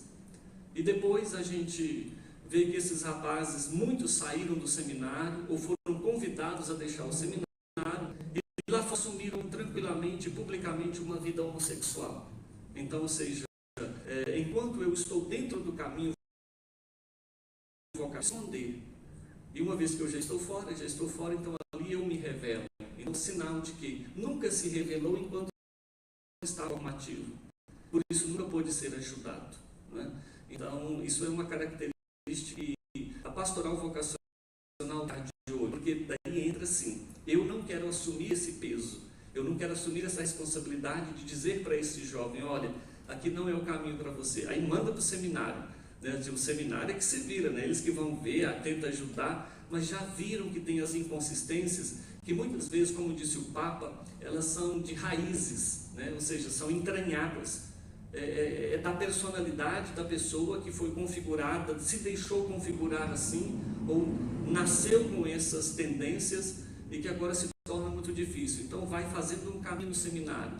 Mas agora para e pensa: quanto estrago muitos desses realizam na vida de vocações verdadeiramente genuínas, seja com escândalos ou até mesmo de seduzindo-as, porque nós sabemos que tem aquelas pessoas que são sedutoras, que seduzem as outras. Então, a pastoral vocacional, quando eu falava de falar a mesma linguagem do processo formativo, já entra muito nisso, percebendo sinais de inconsistências reais, então já dizer, porque o que hoje se torna caridade, amanhã pode se tornar revolta e até raiva, né?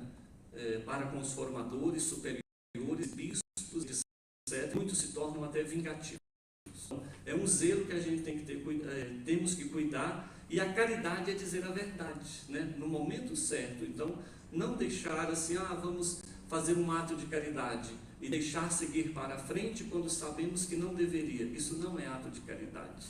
A caridade, como diz Santa Teresa, é a verdade, é a verdade, né? Pode ser que no momento machuca, mas depois a pessoa mesma percebe que não é isso, né? Que a igreja, nós temos uma responsabilidade com ela e temos que dar o melhor. Bom, Dom José, se o senhor quiser comentar também sobre isso, o senhor tem grande experiência. Bom, ao par disso, da importância de ter claro o que o Papa Francisco depois expôs com muita franqueza, né? É importante dizer que as pessoas que têm atração pelo mesmo sexo não são alijadas da igreja. São filhos muito amados de Deus, e a igreja tem serviços pastorais, né, e quer que esses serviços sejam cada vez mais atentos para que descubram o seu lugar, descubram o caminho de santidade e de vida apostólica que tem que ter na igreja também, né? Então, aqui a sinceridade é um elemento absoluto, né, do discernimento, de importância absoluta no discernimento, para que a gente possa descobrir qual é o nosso lugar na igreja.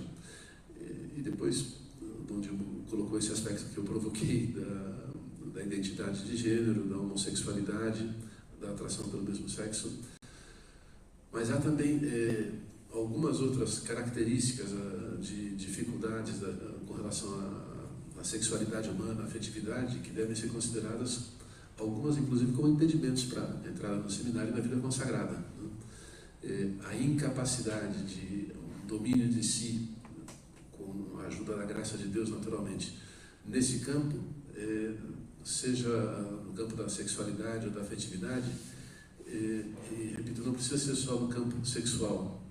Uma pessoa que tem essa tendência a ser sedutora, a envolver afetivamente os outros para benefício próprio, complica muito a vida do ministério, né? Então, desde os primeiros tempos da formação, é preciso ir percebendo como se situam essas coisas, para evitar problemas, por exemplo, que graças a Deus são muito raros, mas padres que envolvem afetivamente pessoas idosas ou vulneráveis, criando conflitos entre essas pessoas e a família com benefício patrimonial do padre. Infelizmente aconteceu isso já, né? Por quê? Porque não houve a percepção dessa possibilidade. Aquela pessoa não tinha, vamos dizer assim, do ponto de vista puramente sexual, é uma pessoa casta, ou melhor, continente. Mas a sua afetividade é desregulada. E não há lugar no sacerdócio para uma pessoa que use esses truques de sedução para obter vantagem própria. Então, eu só queria completar com isso, porque senão pode dar a impressão que a gente só coloca as coisas em termos de homossexualidade. É um dos tantos aspectos da vida afetiva, humana, que precisam ser levados em conta.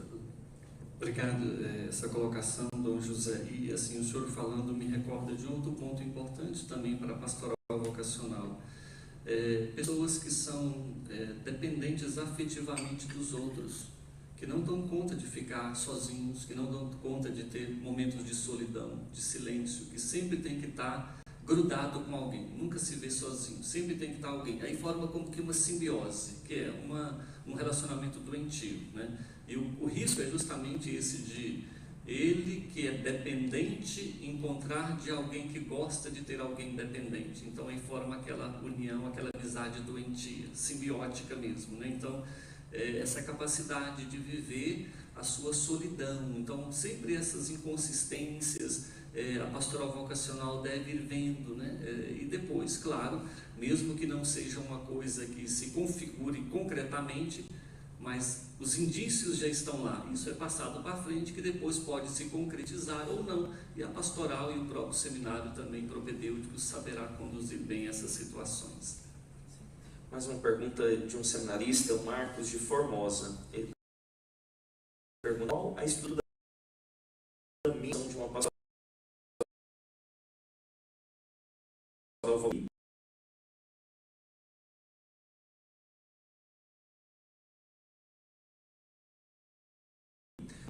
Obrigado, Marcos de Formosa, né? Está aí ligado. O Padre Paulo, essa pergunta eu acho que o senhor responderia melhor do que eu. Certo. Acho que não, o senhor tem muita experiência. Mas é importante, como o Dom Dilmo disse, né, ter a participação das mulheres, por exemplo, sempre a percepção intuitiva, né? Uma equipe que tenha psicólogos, que tenham seminaristas, que tenham leigos, que amam a igreja, que tenham sacerdotes. É muito importante essa multiplicidade dos olhares, que cada um acrescenta algo, né? E também no âmbito, vai ser sempre muita participação do pároco, da própria paróquia onde esse vocacionado está, né? Porque ele também tem um olhar sobre a ação pastoral, né? desse jovem. Então é importante, embora na igreja sempre as pessoas não existam funções exclusivas, a gente está a serviço e Jesus nos chama, né, em diferentes campos a semear, mas é muito importante essa disposição e, como o Dom José também falou, essa abertura ao Espírito, porque é o Espírito Santo que nos dá, né, a sabedoria e o discernimento, né, em geral para essa função. Então penso que a composição da equipe deve ser essa composição mais abrangente e esse diálogo, né, de uma assessoria capaz de ajudar o jovem no seu seguimento a Jesus Cristo e no discernimento dessas motivações, se são genuínas ou não tão genuínas, né, a partir da resposta. Essas são as perguntas. Tem mais alguma, irmã? Tem também a Marisa de Goiânia pergunta sobre o que se opção. É uma pergunta da Marisa de Goiânia. Marisa, obrigado pela pergunta. É muito óleo desde João Paulo II, tocando a teologia do corpo, da própria formação humana e espiritual ao sacerdócio, né? Como diz assim, as nossas relações, elas nos ajudam a mostrar que somos filhos e imagem de Deus, né? De fato, isso é uma gratuidade, né? Nós somos imagem e semelhança de Deus. Ele nos criou, né, como sua imagem, e pelo batismo nós nos tornamos filhos. Então, é o que nós recebemos, é uma graça. A gente acolhe e não escolhe. Então nós somos filhos, foi uma graça, é um dom, é um presente, somos imagem dele, isso também é um dom, é uma graça. Agora, nós temos a responsabilidade de nos tornar filhos, ou seja, nos parecer cada vez mais com Deus, nos identificar com alter Christus, o sacerdote, a religiosa, na sua configuração ao Cristo, esposo. Então, esse nos tornar filhos e manter isso é uma tarefa nossa. Deus nos dá um dom, mas, por exemplo, tem pessoas que, às vezes, por mais que é filho de gente da igreja, dominical, ministra com a eucarística, com casais, tudo, e o diácono permanente, e o filho é totalmente avesso a tudo isso e totalmente diferente. E aí alguém chega e fala assim para ele: nossa, você é filho do diácono fulano de tal? Sim, sou. Pois você não parece nada com eles. Ou seja, a vida, então o tornar-se é tarefa nossa, porque é dentro da nossa liberdade. Então aí é onde entra. Ou seja, e como é que nós nos tornamos filhos e imagem de Deus? Nas nossas relações. São as nossas relações que mostram isso. Então, primeiro a nossa relação com Deus. Na nossa relação com Deus, nós somos filhos. E se nós somos filhos, somos irmãos uns dos outros. Então, a relação de filiação com Deus. E viver como filho de gente a Ele. Na relação com os outros, como eu disse, somos irmãos. Então, é na relação com os outros que nós mostramos também ser imagem e filhos de Deus. Depois, na relação com as coisas, com os objetos. Com as coisas, com os objetos. A relação nossa tem que ser de senhores. Nós somos senhor das coisas. O homem foi colocado como senhor da criação, e não as coisas senhor dos homens. Deus nos deu as pessoas para amarmos e as coisas para usarmos. E nós não podemos inverter essa ordem de amar as coisas e usar as pessoas. E aí é onde entra a relação consigo mesmo, teologia do corpo. A relação conosco mesmo é a consciência que nós somos o quê? Templos de Deus. Somos consagrados, consagrada a mulher. Então, ser sagrado, um ser consagrado. Então, nessas relações com Deus, com o próximo, com as coisas e conosco mesmo, é que nós configuramos então e nos tornamos filho e imagem de Deus, né? Filho pelo batismo, imagem pela criação. Então é uma responsabilidade nossa. E a teologia do corpo, claro, nos dá essa dimensão do que nós somos hoje, né? E nessa dimensão do corpo e da vivência, aí a gente vai ver o homem que hoje busca muito o prazer sensitivo, né? O prazer sensitivo que é imediato e também é intenso, mas é tão fugaz como fogo de palha. E a consolação de Deus, o amor de Deus, que não é só sensitivo, mas é lá do profundo do coração, muitas vezes é um amor a contra-gotas, né? É um amor a contra-gotas, mas que permanece, que não é fugaz, que dá motivação. Às vezes um momento de oração, de encontro com Deus, dá motivação para a vida inteira, de viver diferente do sensitivo. Então, vê o nosso corpo, né, como as camadas de uma cebola, né? Ou seja, o ser humano, ele é, né, na sua epiderme, ele é configurado, sua natureza humana, né? Então, tudo respeito à sua própria natureza de homem, ossos, carne, sangue, etc. Mas aí depois nós passamos para os instintos, as ações instintivas, a sua razão, a sua sensibilidade, a sua afetividade. Nós vamos aí para a sua vontade, para a sua liberdade. Então você vai vendo que cada vez mais nós vamos aprofundando, chegando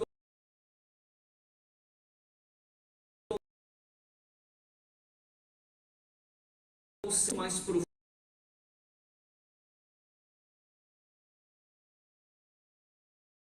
mais periféricas, superficiais. É a nossa resposta, são as nossas relações, é a nossa vida. Basta a gente perguntar como é que é a vida na periferia. A vida na periferia é diferente da vida no centro. A vida na periferia tem esgoto a céu aberto, tem muita pobreza, muita coisa. Então basta olhar o que é uma pessoa que vive a sua vida só buscando o sensitivo no corpo, os prazeres periféricos. Então, assim como a vida na periferia é horrível, a qualidade da vida dessa pessoa também é horrível. Então, a nossa resposta ela tem que brotar sempre de dentro, sempre de dentro. Quanto mais profundo, mais duradoura e mais qualidade de vida traz, mais felicidade traz para o homem, porque passa por todos os seus aspectos, sensível até chegar ali na sua consciência, na sua liberdade, afetividade, até chegar ao coração, que é a oferta de si mesmo, a capacidade de se doar, não porque outro quer, mas porque eu decidi por isso. De uma última pergunta também de Goiânia: como levar os candidatos a ter uma maior proximidade com a vida no seminário? Bom, eu lembro que quando a gente estava no seminário, nós, formadores, chegamos a um consenso de fazer um convite para as pastorais vocacionais que pelo menos uma vez por ano levassem os jovens para passar um fim de semana no seminário, uma sexta, um sábado e um domingo, e prepararíamos ali um encontro com eles, né? De encontrar os seminários, ver um pouquinho, participar das orações ali com os seminaristas e vendo isso. Olha, a experiência que nós tivemos, eu lembro que foram seminaristas de Pameri, de Tumbiara, os de Goiânia, que sempre também estão lá, claro, mas assim que foram, e jovens que tinham assim certas inconsistências sobre entrar ou não. Ali uns já viram que não era para eles mesmos, sabe assim, e outros já se sentiram muito mais animados e dizendo: posso entrar amanhã? Posso ficar? Né? Então isso é bom, porque faz suscitar o desejo, ver as estruturas do seminário, para que no futuro, quando entrarem, não tenham um choque tão grande, mas também de convivência, de ver o jeito que o seminarista vive, como está ali. E é interessante a impressão do seminário passa para as pessoas. Por exemplo, eu estudei no seminário Nossa Senhora de Fátima, né, lá em Brasília, e meu irmão trabalhava como policial na Papuda. Então ele passava em frente ao seminário sempre, indo e voltando, né? E eu estava lá no seminário e uma vez ele falou comigo assim: Gil, você é feliz? Assim, bem sério, né? Eu falei: uai, irmão, sou feliz. Sério? Eu falei: sou. Por que você está perguntando isso? Porque eu passo no seminário, eu olho para lá, eu nunca vejo ninguém. só silêncio, nunca vejo ninguém. Assim, eu tenho a impressão que vocês estão dentro de um quarto, ajoelhado, rezando o tempo todo, na maior tristeza, na maior solidão, porque eu não vejo movimento, não vejo vida naquele seminário. Eu falei para ele assim, olha, é porque você passa nas horas erradas. O seminário, ele tá, geralmente é que nem um grupo de ovelhas, né? Quando é para a capela, todo mundo está na capela. Quando é para o refeitório, todo mundo para o refeitório. Quando é para a sala de aula, todo mundo para a sala de aula. É porque você nunca passou ali na hora dos esportes. Porque daí você ia ver aquelas quadras cheias de seminaristas jogando, rindo, brincando. Então, olha a impressão que ele tinha, que nós ficávamos dentro do seminário, num quarto escuro, fechado, rezando o tempo todo, né? Como assim a vida nossa resumisse a isso. Então, não. Né? Então, esse conhecimento é muito propício. Né? A pastoral vocacional, ela pode, sim, entrar em contato com o reitor do seminário, fazer essa proposta de um fim de semana levar os vocacionados com muita alegria. E aí os seminaristas dão umas palestras, conversa, tira dúvida, tem brincadeiras. Fazem comida boa naquele dia. Né? Faz comida boa naquele dia também, né? E aí então, isso ajuda muito, isso vínculo, e motiva também, e a partir daí, muitos começam a pensar mais seriamente a vocação, né? Porque vão ver também assim, e sempre vê o seminarista rindo, vê sempre o seminarista ali na pastoral, mas aí vai ver que lá ele também tem que pegar na enxada e trabalhar, limpar, tem que limpar corredor, tem que limpar banheiro, ou seja, que tem serviço, né? Então, se é preguiçoso, já vê logo um choque e diz, opa, aqui não é meu lugar, não. Com certeza. Bom, Dodi, muito obrigado. A gente ficaria aqui horas a fio, escutando as reflexões que tão sabiamente nos propõe, e essas respostas tão práticas, que nos ajudam a perceber a beleza da pastoral vocacional, a necessidade urgente do discernimento, que é a palavra-chave do nosso serviço vocacional, e o papel do bispo nisso. A gente vê a sua paixão pela pastoral vocacional, pela formação, e alguém dizia para nós, lá no primeiro curso de bispos que eu fui lá em Roma, o seminário e a pastoral vocacional são a menina dos olhos do bispo, são a paixão do bispo. Então, um sinal de autenticidade e de consistência vocacional do bispo, precisamente é perceber se ele ama ou não o seminário. E nós amamos. Então, agradeço de coração essa sua colaboração e sei que o senhor gastou tempo nisso, e é um tempo que nós temos certeza, vamos dizer assim, é ganho para a eternidade. Né? Então, muito obrigado de coração. E a pastoral vocacional da nossa Regional Centro-Oeste fica muito grata por esse momento de reflexão e de partilha conosco. Então, quero agradecer então também, Dom Dilma, e lembrar, né, as pessoas que estão nos acompanhando agora neste momento, que agora no mês de agosto, mês vocacional, nós vamos lançar uma série, né, com 15 episódios, com temas formativos, com 12 episódios de 15 minutos. E um deles é feito pelo Dom Dilma, né, o primeiro desses episódios, que vai ser justamente para formar as equipes paroquiais de pastoral vocacional. Né? Então, agradeço a todos que nos acompanharam, né, e de coração, muito obrigado. Alegria minha. Eu que agradeço o convite a Dom José Aparecido, o senhor também. A pastoral vocacional é uma responsabilidade nossa, né, Dom José Aparecido? É nossa, não tem a quem delegar em primeiro lugar. Mas graças a Deus nós temos colaboradores, né? Padres, religiosos, leigos, né, que amam a pastoral vocacional.